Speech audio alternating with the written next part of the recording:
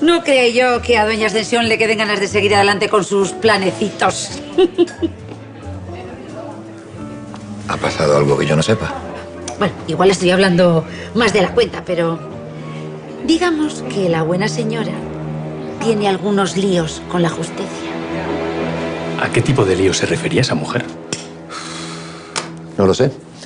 Traté de tirarle de la lengua, pero no hubo manera.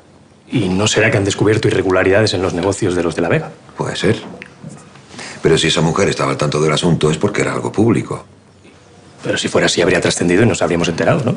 Yo por si acaso he hecho un par de llamadas y en instancias policiales no consta ninguna investigación a Ascensión de la Vega, que es lo primero que pensé.